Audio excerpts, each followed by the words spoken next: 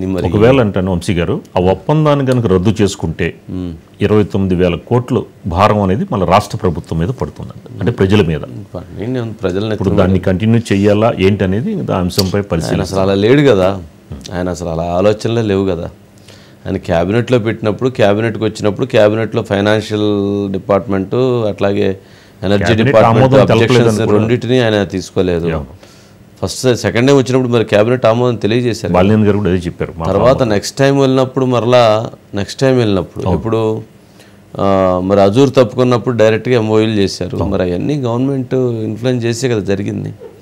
సరే చాలా ఉండేలండి దీంట్లో. ఇక ఏం చెప్పినా ఇప్పుడు జగన్మోహన్ రెడ్డి గారు ఏమంటున్నారంటే కొత్త పల్లవి అందుకున్నారు. ఏంటి కొత్త పల్లవి అంటే మీడియా మీద పరువు నష్టం కేసులు వేస్తాను లేక ఇవన్నీ చెప్తున్నారు. నిజంగా ఆయన కేసులు వేయాలి అని ఆయన కనుక రైట్ ఉంది కాబట్టి ఆయన వేయొచ్చు, తప్పులేదు కేసులు. ప్రజల ముందు అయితే ఆయన మరి దాని సమాధానం చెప్పాలి కదా.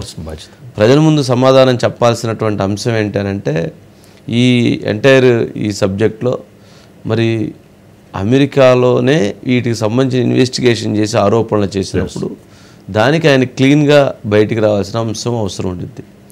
గొప్ప విషయం ఏంటంటే మనం జనరల్గా శుద్ధపూస అనే పదాన్ని మనం అనేక సందర్భాల్లో కొన్ని సందర్భాల్లో వింటుంటాం, మాట్లాడుతుంటాం. జగన్మోహన్ రెడ్డి గారి మీద 16 సిబిఐ ఈడీ కేసులు, ఆయన మీద అభియోగాలు ఆరోపణలతో ఉన్నటువంటి కేసులు ఉన్నాయి కదా. మరి ఇప్పుడు ఇంకొక కేసు ఒకటి యాడ్ అయ్యింది కదా. అంటే ఆయన ఆర్థిక పరమైనటువంటి అంశాలలో ఆయన అవినీతి ఆరోపణలు ఎదుర్కొంటున్నటువంటి అంశంలో ఇంకొక కేసు యాడ్ అయింది. మరి గతంలో ఉన్నటువంటి కేసులన్నీ కూడా అవే కదా.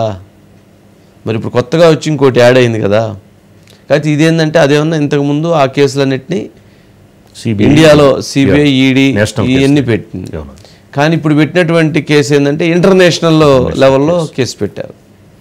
అందుకని ఆయన నేను శుద్ధపోసని నాకు ఎటువంటి సంబంధం లేదు, నన్ను సత్కరించాల్సిందే అని చెప్పని కోరుకోవటం తప్పులేదు.